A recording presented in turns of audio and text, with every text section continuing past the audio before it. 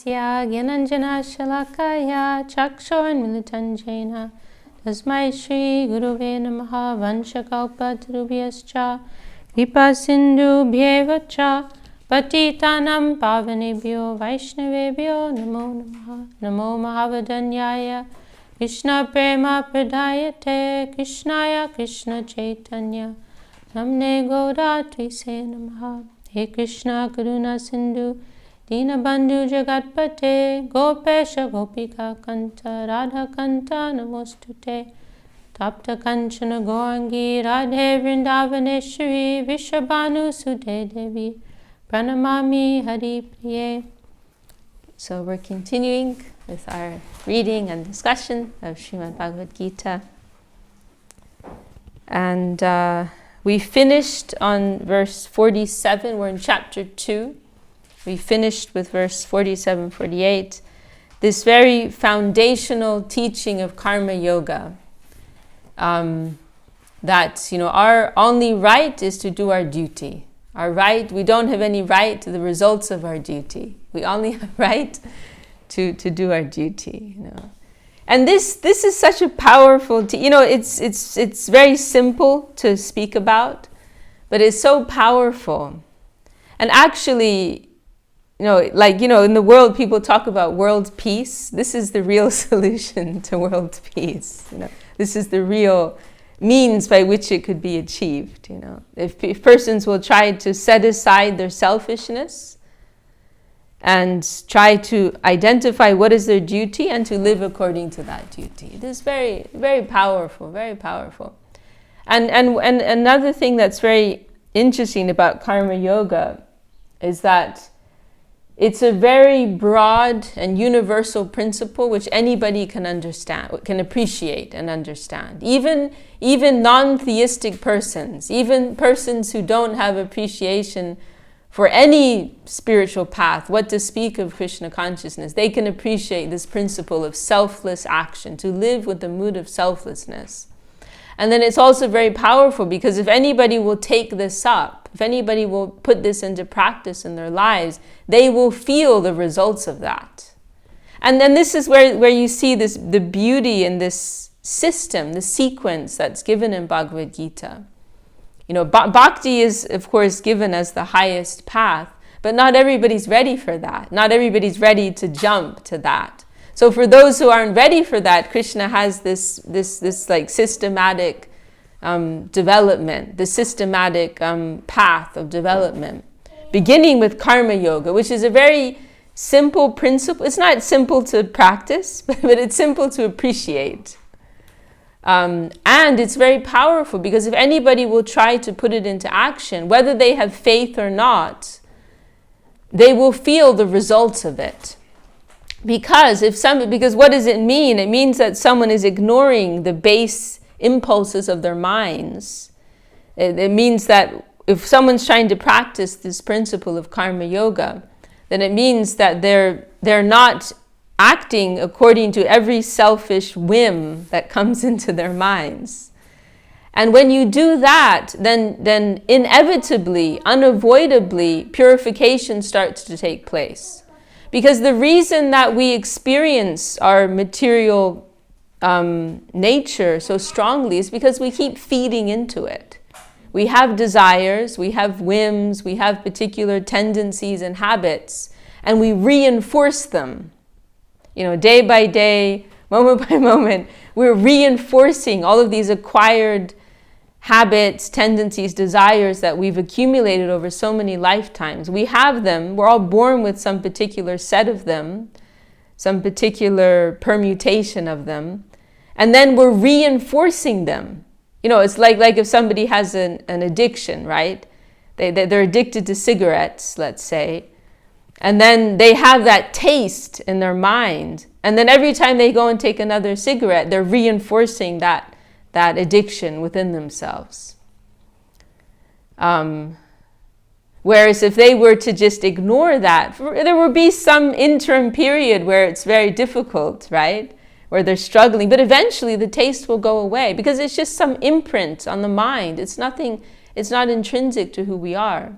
So that's why this principle is so powerful of karma yoga, because it means that we're ignoring all these pulls of the mind, and eventually those things, they have to die because we're not feeding them.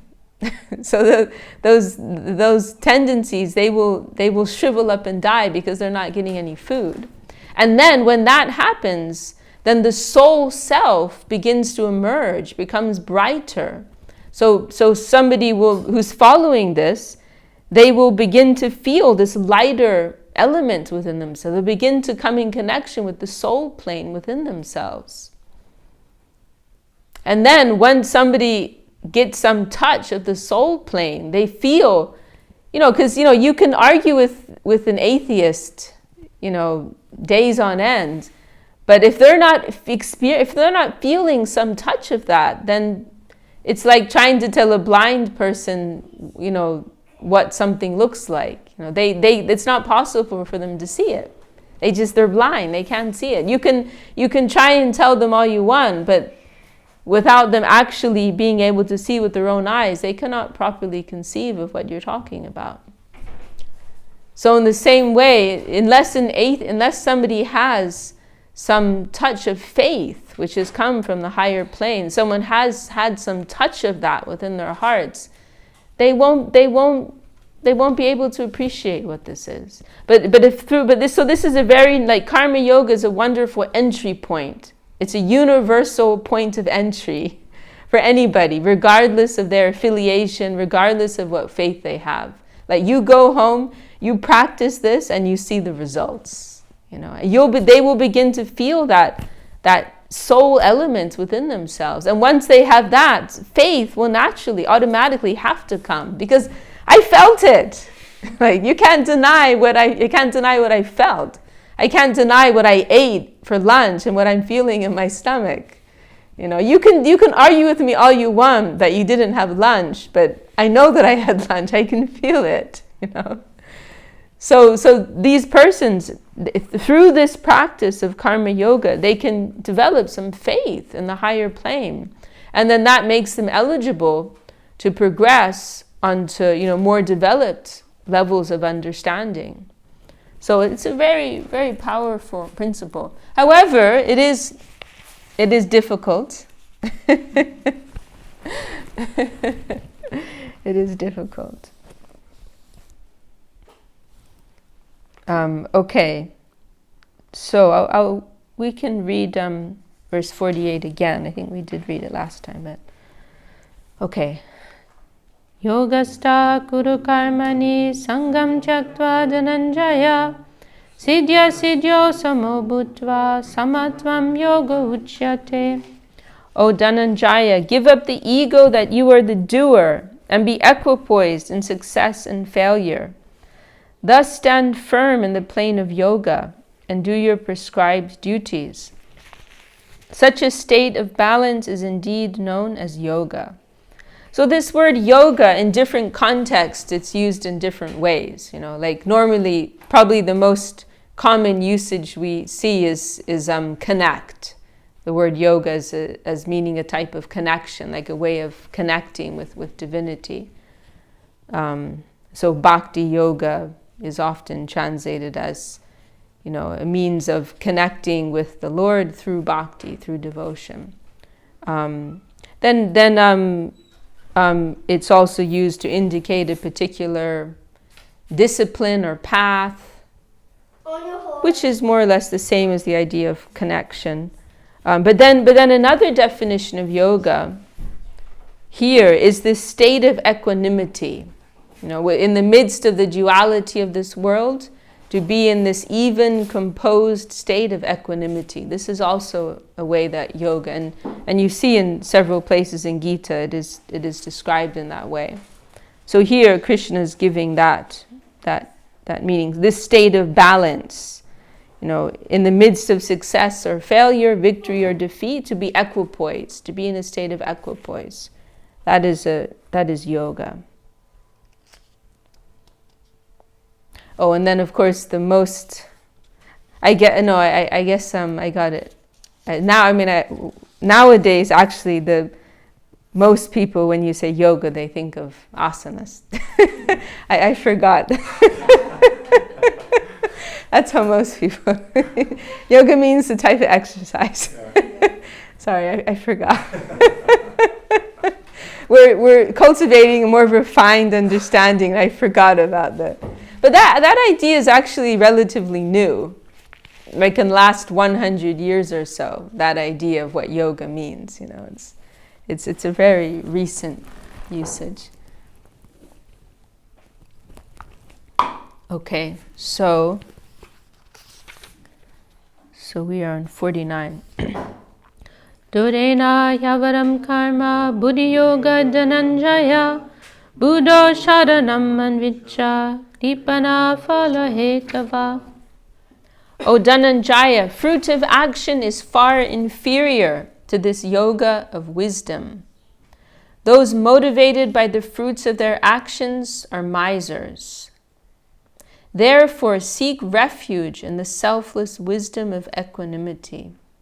This verse, I find it quite profound, because in the world today, it's considered normal that you own what's come as a result of your action, right? Like that's something you just take for granted, right? That the results of what you do, they belong to you. But here in Bhagavad Gita, it's saying that persons in that mentality, they're misers. They're misers. It's quite a profound meditation. Because the great souls, they're living in this very broad consciousness. Like it's not about, this is actually like a very mean way to live, where we directly associate our own rights with everything that we do. Yes. What the word miser? Hungarian for miser. Like Scrooge, he's described as a miser. Miserable. No. Miserable comes from miser, doesn't it? They're related, but the word miser has a more specific meaning. A miser means someone who doesn't share anything. A miser means a very mean-spirited person, someone who has like Scrooge, right? He has money, but he doesn't share with anyone, right? So a miser will be very selfish and very calculating. That this is yours and this is mine. You cannot touch anything that is mine, If you take anything of mine, you have to pay for it. It is the opposite of a generosity. So it's very interesting. This is described to think you have a right to your own, activity or the results of that's considered like a miserly way to live. Whereas that's considered normal in mainstream society.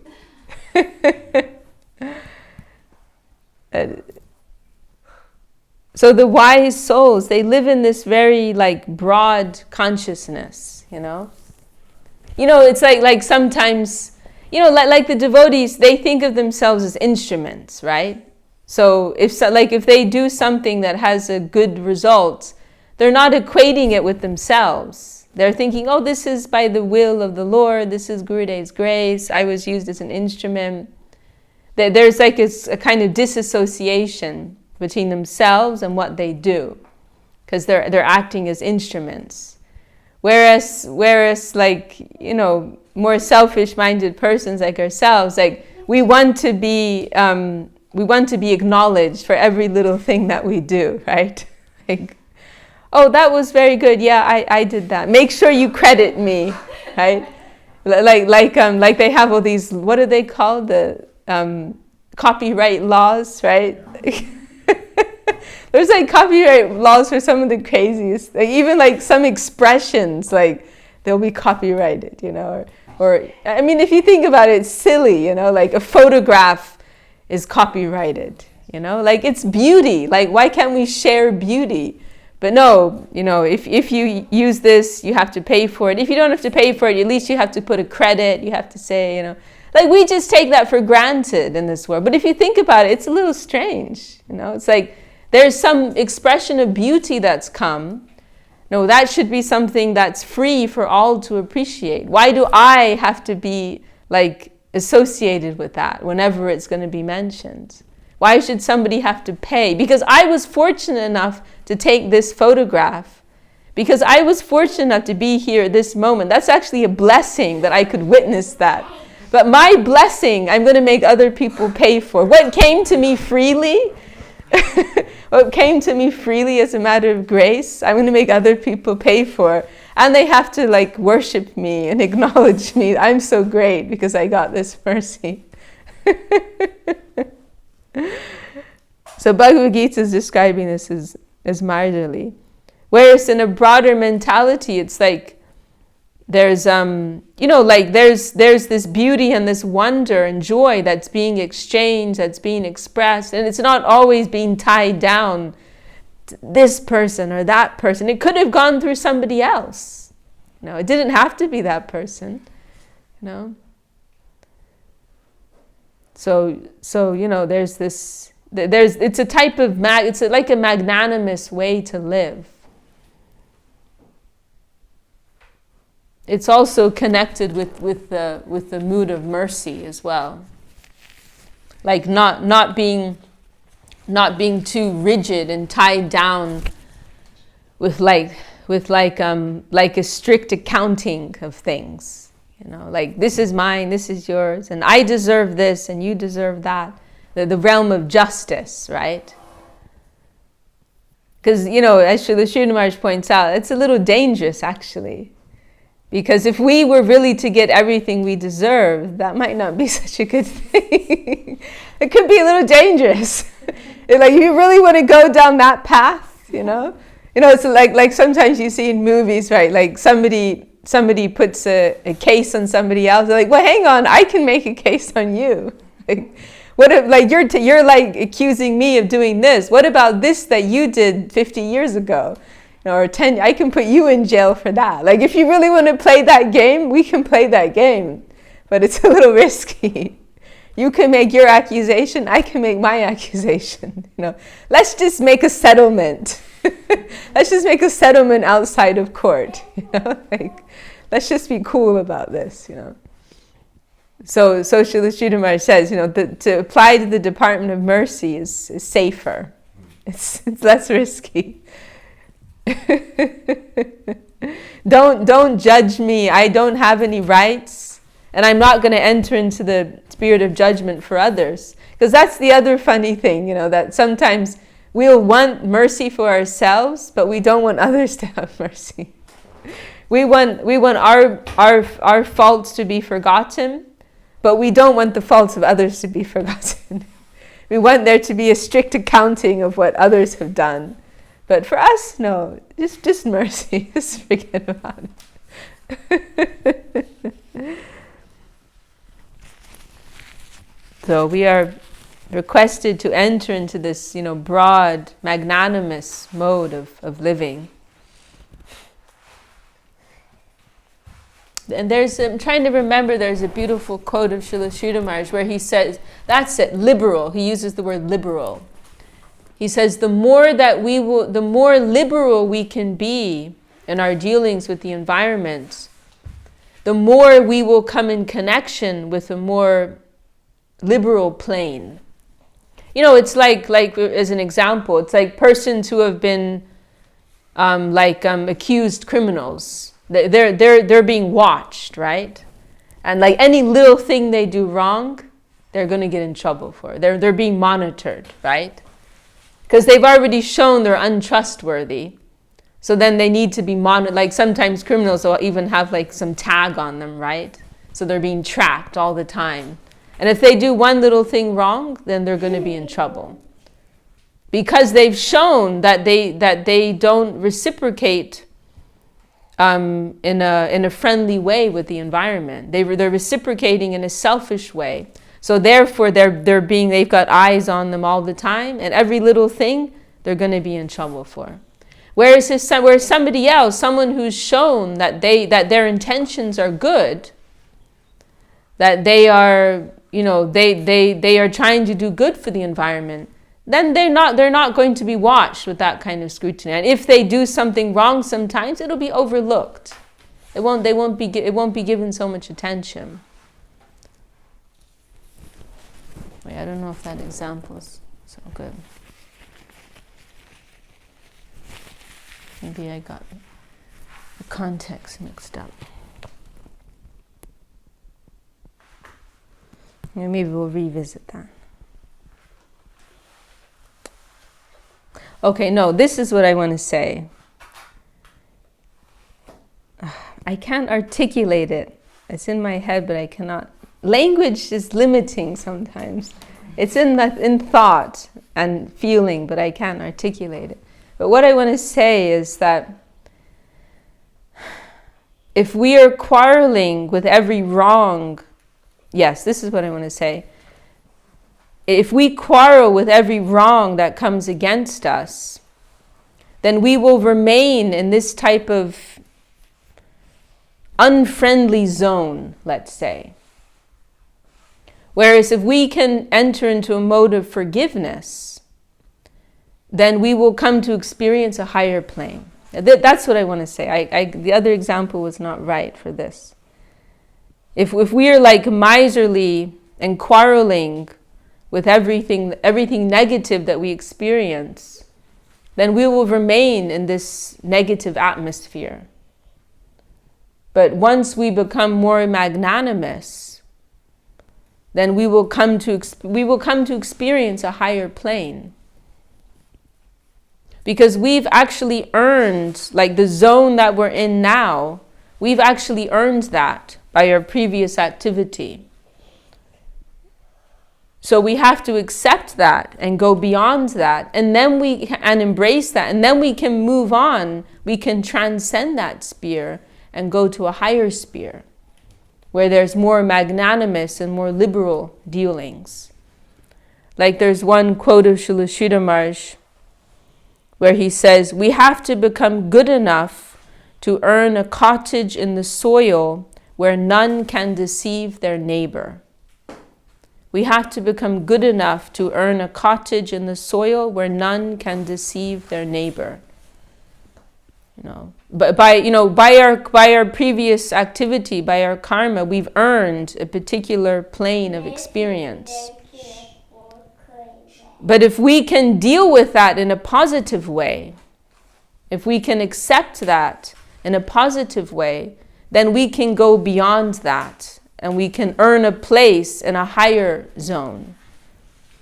But if we're constantly fighting and quarreling with what's coming to us, we'll remain there. We'll be stuck there. So we have to become liberal, and then we will enter a more liberal plane. No, maybe what I said was okay as well. Yeah, it is. It works both. Yeah. Okay. Okay. I'm exploring ideas here. Thank you. I have to write it down, I think. Did you want to say something else? It was when I first met Bhaktas, that was one of the most inspiring qualities of Bhaktas what I experienced. That they are forgiving. They are not harshly responding to any negative thing. That this is also a way to live. Wow, it was really inspiring to see such mood. Beautiful. Yeah, it's like going beyond what you deserve. Like maybe we deserve this, but the Vaishnavas, they're not giving us what we deserve. They're giving us something more. They're giving us what we don't deserve. They're not dealing with you on the same platform that you're coming in with. You're coming in like this, and they're coming in like this. From a higher plane. Very nice, beautiful.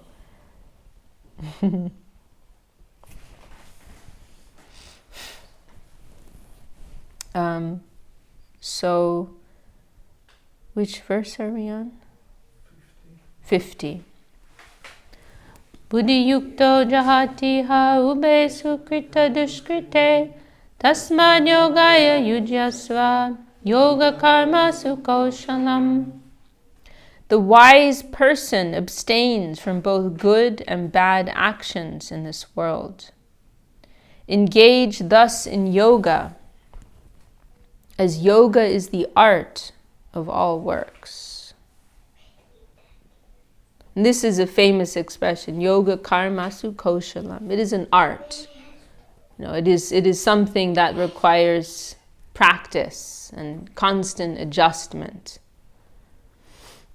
And this is the way to be successful in all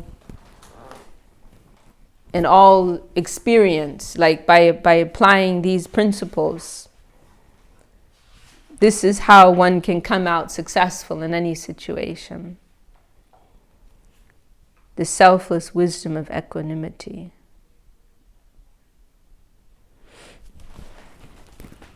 Go to verse 51. Karmajam buddhi yukta hi phalam chaktva manishinaha janma bandha vinirmukta padam gacchantya. The wise are enlightened by giving up the fruits of their actions and thus attaining liberation from the bondage of birth. They reach the plane beyond all suffering. So this is a means to liberation. Because it is not action that binds us. It is not our action that creates reactions, but it's the consciousness with which we are performing it. So the karma yogi and the average person, they can be doing exactly the same thing, but the karma yogi is not incurring any karma. Whereas the average person, they're becoming more bound, even though they may be doing exactly the same thing. But the standpoint is different. And then of course the next level up is the mood of devotion. Not just being detached and renouncing, but to dedicate. That's like the next layer. And Srila Sridhar Maharaj, she told that story when, I think it was the brother of Professor Sanyal, the famous disciple of Saraswati Thakur. He visited him. You've heard this story, I think, famous story. But he visited his brother at the Mat, the Gaudiya Mat, and then he was there for the day or something. And then at the end, his brother told him, I don't understand what's so special about what you do here. Like, you do all the same things that we do, we met with some people, we talked with them, we ate, and then Professor Sanyal, he said, no, but we don't eat, actually. And his brother said, what are you talking about? I sat with you and we ate together. And Professor Sanyal, he said, but the Vaishnavas, they don't eat like ordinary people. They're not taking solid foods and putting it into their mouth and like that. Everything they're doing, it is in service. So when they're actually honoring the Lord's remnants, they're honoring prasad, and they're doing it in a mood of service. So although externally it looks like it's a physical activity, like what everyone else is doing, the standpoint is completely different. So it's a completely different activity. So it's all about consciousness. Okay, so 52. Yada te mohakalilam buddhirvyati tadishyati tadagantasi nirvedam shotavyasya shuddhasya cha. When your intelligence fully emerges from the dense forest of illusion, you will be indifferent to all that has been heard or is yet to be heard. 53. Shuddhi vipatti panate yadastasyati nischala samadavachala buddhis tada yogam avapsyasi. You shall attain perfect yoga or pure devotion when your intelligence, undisturbed by the apparent contradictions of the Vedas, abides in the Lord. 54. Arjuna uvacha stita pragyasya kabasha samadhistasya keshava titadi kim prabhasheta kim asita vrajeta kim. Arjuna said, O Keshava, what are the characteristics of the person of firmly established wisdom, who is fully absorbed in consciousness of the Supreme, Samadhi? How does such a man of steady mind speak, be, and act in this world? So this phrase, stita pragya, it is referring to this person of firmly established wisdom, fixed consciousness. So now Krishna is going to describe the nature. Well, it's a very, and we can also remember here that Bhagavad Gita is not for Arjuna. Bhagavad Gita is for us. So actually, it's a very helpful question, right? Like Krishna is speaking a little abstractly in terms of principles. So Arjuna is like bringing it down, like to the here and now. So can you describe, like someone who has that realization, what will their behavior be like in this world? So it's very helpful. Okay, 55. Shri Bhagavan uvacha prajahati yada kaman sarvan partamanogatan atmanyevatmana tushta tita pragyasta dochyute. The Supreme Lord said, O Partha, one who rejects all desires that enter the mind and remains self-satisfied within is known as a person whose wisdom is firmly established. One who rejects all desires that enter the mind and remains self-satisfied within. That phrase is nice. Atmanyevatmana tushta. They're satisfied by their own self. Our condition is so tragic. Our senses, they're busy with this world. But what is the wealth within us? We have no touch of that right now. It is really a tragic situation. We're looking for satisfaction in this mad kind of way. Mad, concocted way, but we are neglecting what is within.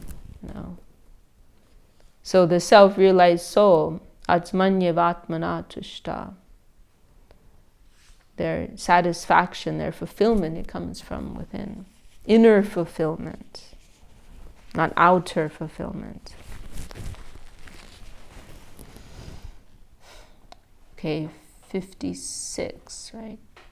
Dukeshvanudvignamana sukeshu vigata sprihaha vitaraga bhayakroda stitadir munir uchyate. One who is undisturbed by sorrow, whose hankering for pleasure has gone, and who is free from attachment, fear, and anger, is known as a silent stage of steady mind. One who is undisturbed by sorrow, whose hankering for pleasure has gone, and who is free from attachment, fear, and anger, is known as a silent sage of steady minds. Okay, 57. Yasarva chana vishnehas tat prapya shubha shubham nabhinandati nadrishti tasya pragya pratishtita. One who is not attached to anything in this world, who neither enjoys nor resents auspiciousness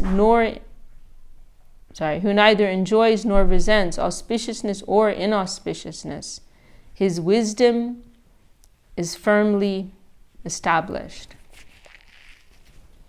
Because normally it's like we're, like we're living on these seesaws. That's one way of thinking of it, right? A seesaw. From one extreme to the other extreme. Our moods are, depending on the environment, we're going this way, or that way, this way, that way. But the wise person, they're living within a deeper plane. And all this, all the exhibition of this worldly plane, it is not affecting them, but it's not disturbing them or elating them. They're connecting with a deeper plane, deeper current of reality. Not impressed or attracted or dejected or repulsed by the temporary phenomena of this world. Okay, 58. Yada samharate chayam kurmanganiva sarvashaha indriyanindriyartebhyas tasya pragya pratishtita. When one's senses are controlled and totally withdrawn from their objects, like the limbs of the tortoise withdrawn in its shell, his wisdom is firmly established. It's a nice imagery there of a tortoise withdrawn within its shell. Because it's exactly what it's like, when we become, as we go along the path and we start to become more aware of these impulses, right? And we begin to feel how distinct they are from ourselves. We see our desires, like these limbs popping out, right? Going the tongue this way, the eyes this way, the ears this way, the nose this way. And as we develop, as some degree of purification starts to take place, then we become more aware. Like, oh, what is this? This isn't actually me. Whereas normally we identify with everything that comes up in our heads, right? But as we go along the path, we become more and more aware of the distinction between who we are and these different impulses and desires that are coming from our minds. Like it may feel like a cage. Like we may start to feel like we're living in a cage, actually. There's all this stuff popping around in our heads, and it's like, this isn't really what I identify with. These urges, these impulses, even these ideas, like, this isn't really what I identify with. This is something beyond my control. So, as we become, in the beginning, it will be more difficult to practice self-control. But as our affinity for the positive increases, then it will become easier. And so this analogy is very nice, the way that a tortoise will withdraw its limbs, so we can withdraw these impulses. We are not forced to act on those impulses, but we can choose to withdraw and not act on them.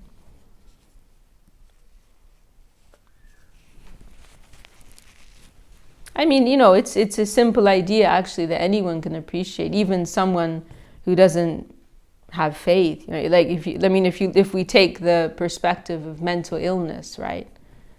People can have unhealthy or even dangerous desires and impulses, and they have to go through like some course of therapy or treatment, to get over these things. So there's that. There has to be that recognition that this isn't really who you are.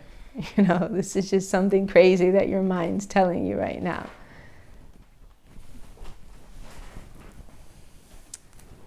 And that is what proves that the concept of freedom in this world is fundamentally flawed. Because if we were to take the average idea of freedom that people espouse, then the world would be a madhouse. You know, like if we were really like, you know, holding the flag for everyone to have full freedom, then this world would be much worse than it already is. You know, it's not a good idea. So that proves that the idea of freedom in this world is flawed. You know, whereas when we're in the liberated state, then naturally, you know, freedom is not harming others, because freedom is coming from the true self, and it's naturally in harmony with the environment. But as long as we're living in a concocted state of consciousness, as long as we're living in this artificial consciousness, then it's not safe to practice full freedom. You know, all kinds of havoc can occur as a result of that. So, you know, everybody, you know, any you know, decent citizen of any country, they practice some degree of self-control. So it's really, you know, many persons who advocate the idea of freedom, they're contradicting themselves, because they also know that there has to be some degree of self-restraint to live in a civilized society, right? Because we're in an impure, contaminated, conditioned state of existence. So we're fortunate because, you know, by the grace of these teachings, we can address the root of the issue here. We can address the core issue here, which is that we're living in a state of misunderstanding, misidentification. That has to be understood first. Who am I? Self-determination. This is the first point, you know. And then you can talk about freedom and all these other things. But first understand who you are, you know, and try to connect with that. Then we can think about freedom. We've misused our freedom.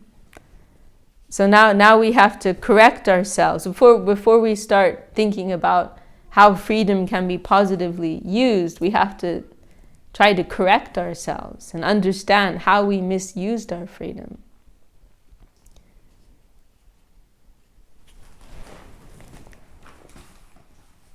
Okay, so we're on 59, right? This is a very famous verse. Ishaya vinivartante niraharasya dehinaha rasavarjam rasopyasya param drishtva nivartate.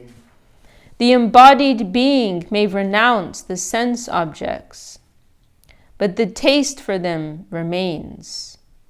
But that too vanishes for the man of wisdom by his vision of the Supreme.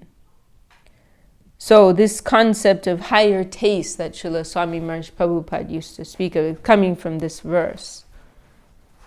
And this is, you know, this is the victory of devotion, the victory of bhakti, because it's giving us something higher. It's not just pointing out the negativity and telling you to move away from the negativity. It's actually giving you something higher. Because otherwise, you're in an unnatural state. You can't maintain it. You know, anyone who can renounce the world, who can give up the tendency for selfishness and exploitation, they're not in a stable position unless and until they've connected with the positive plane. Because it's abnormal, it's unnatural to just be in like this zone of nothingness, you know. Okay, I'm not doing anything bad, but I'm not doing anything positive either. You can't maintain that, you know. You just can't. It's because it's abnormal, it's unnatural to live like that. It is the nature of the soul, you know, to be active, to be engaged, to desire, to will. It's normal, it is natural. But the problem is only if you're misusing that for lower purposes. So this is one of the wonderful points about bhakti, that it's connecting you with a higher positive sphere. So, you know, it's not renunciation, it's utilization. Not negation, but proper engagement. This is devotion. And that is a permanent position. That's a real solution.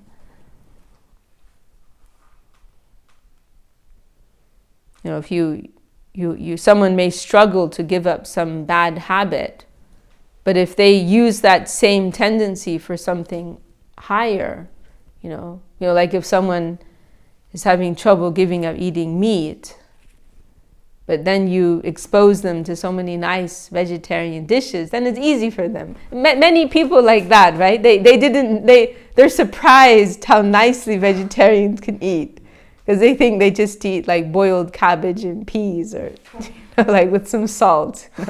There are lots of people like that, And then they actually taste like what's being cooked in our temple. Like, wow, this is amazing. This isn't so difficult, actually.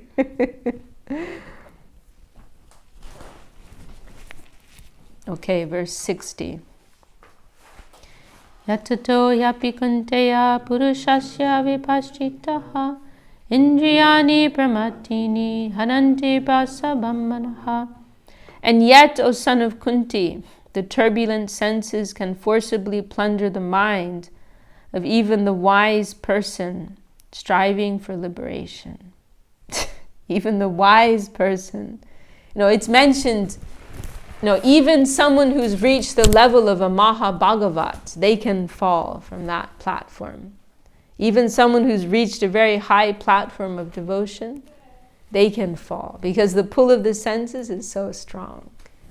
It's very strong.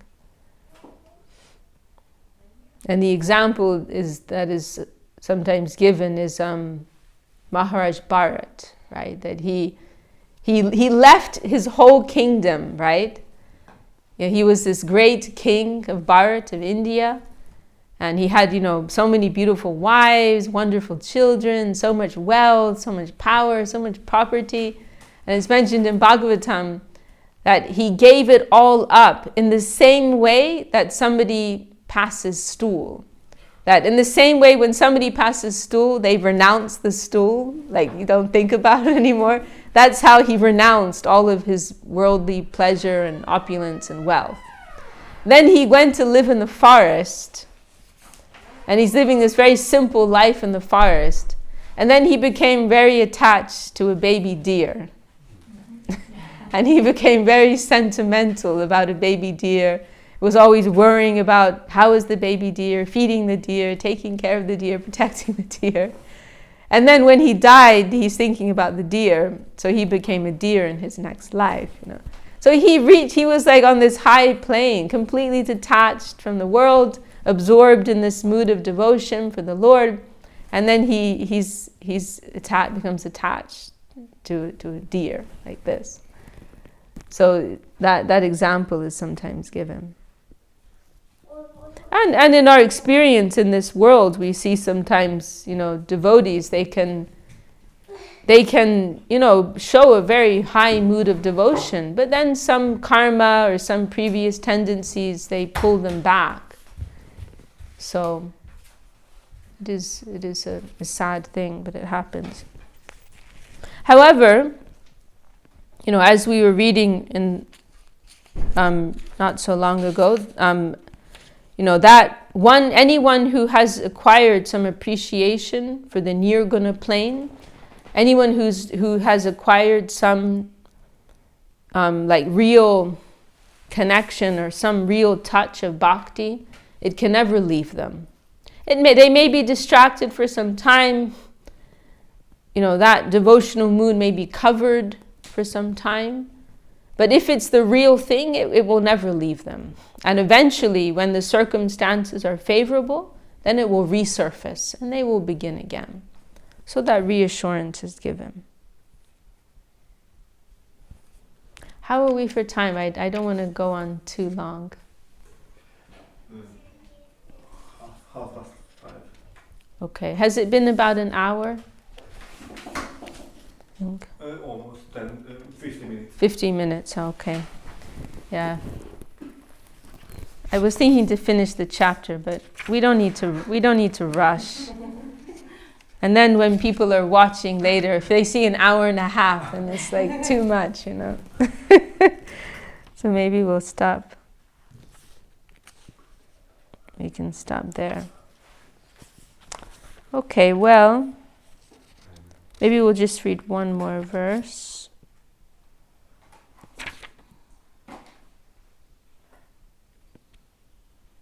well, we can stop there.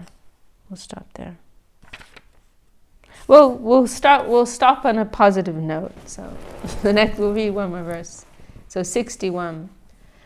Tani sarvani samyamya yukta sita matparaha vashehi yasri chandriyani tasya pragya pratishtita.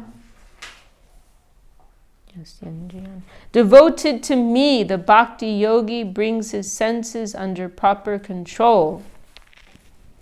Firmly established is the wisdom of one whose senses are controlled. So this is the secret. Devoted to me, Krishna says. Yukta asita matpara, absorbed in me.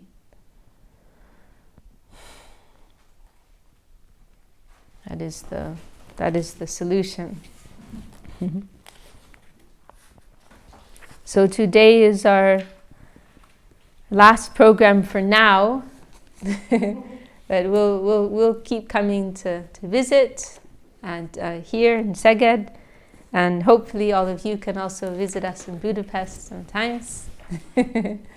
So we'll continue with our meetings and association. And it's been so nice actually to have these programs with all of you weekly. It's been very, very nice. It's been very sweet. It's been a very sweet mood.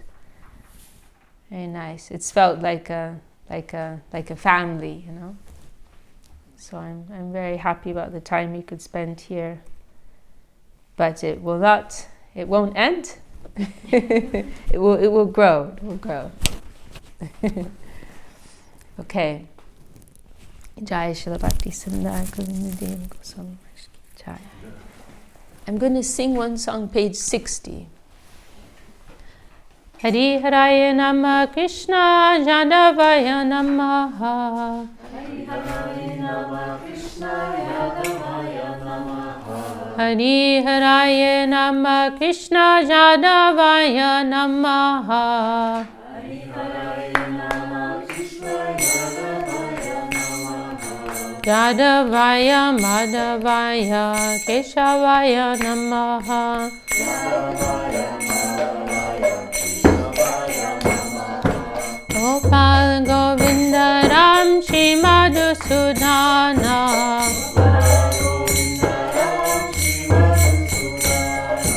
Hidin Hari Gopinata Madana Mohana.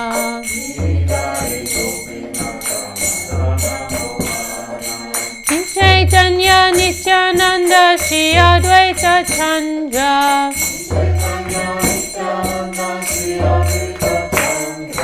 Radhadhara Shivasadi Gaur Bhakta Vrinda.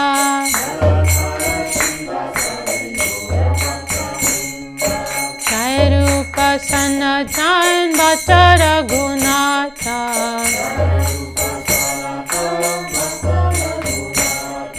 Shri Jiva Gopala Bhatta Dasa Raghunatha.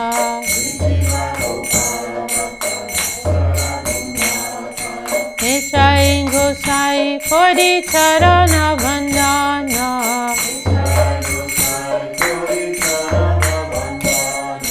Yaha Huite Vignana Shabisha Purana.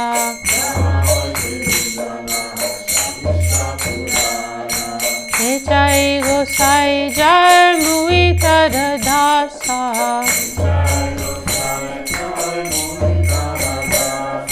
Pancha Bhara Pada Renu Mura Panchagrasa.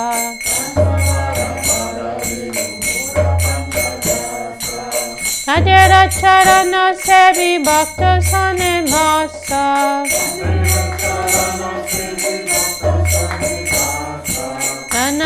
Janame Moho E Amilasha.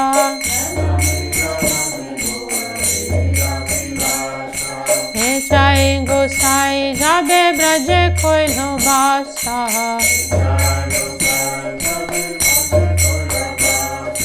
Radha Krishna Nitya Leela Kodila Prakasha.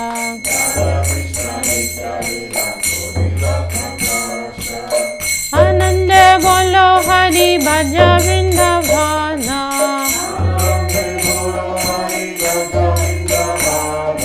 Shri Guru Vaishnava Pade Majaya Mana.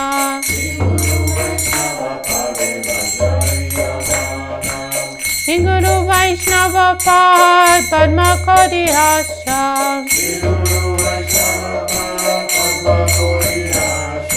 Shri Guru Vaishnava Pad Padma Kodi Hasha. Hari Nam Sankirtan Kohe Nado Tamadhasa. Hari Nam Sankirtan Kohe Nado Tamadhasa.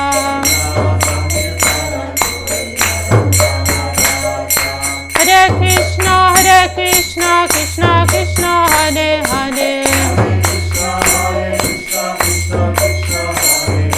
Hare Rama, Rama Rama, Hare Hare.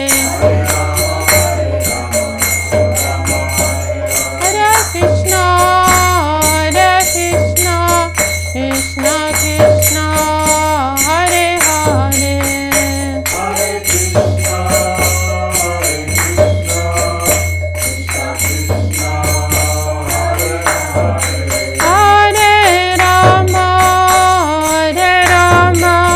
Rama Rama, Hare Hare.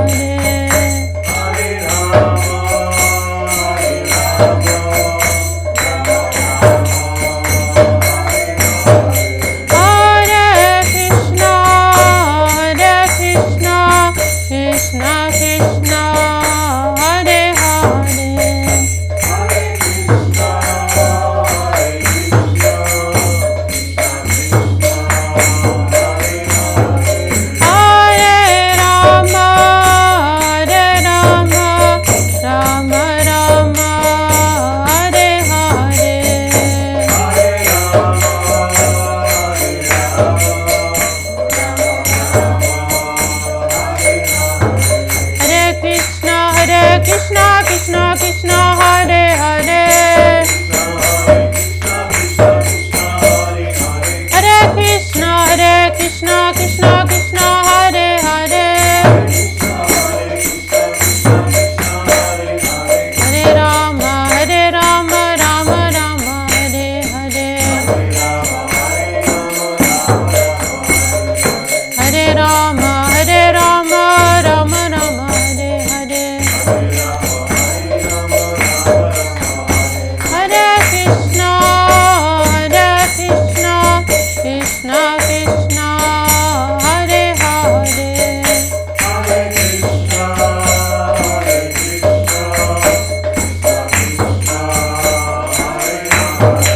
Hare Rama, Rama Rama, Hare Hare.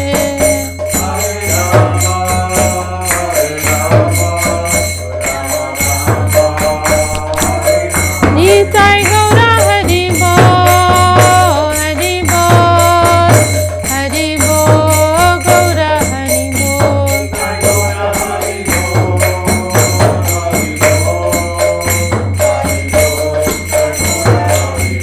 Nitai Gaura Hari Bol, Hari Bol, Hari Bol, Gaura Hari Bol.